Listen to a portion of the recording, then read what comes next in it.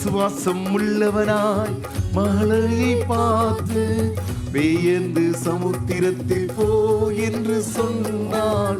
விசுவாசம் உள்ளவனாய் மழையை பார்த்து பெயர்ந்து சமுத்திரத்தில் போ என்று சொன்னாள். இருதயத்திலே சந்தேகப்படாமல், இருதயத்திலே சந்தேகப்படாமல் சொன்னபடியே இயேசு சொன்னாரே, சொன்னபடியே இயேசு சொன்னாரே. விசுவாசத்தில் ஆவி ஊற்றிடுமே, விசுவாசத்தில் வீரனாய் மாற்றிடுமே.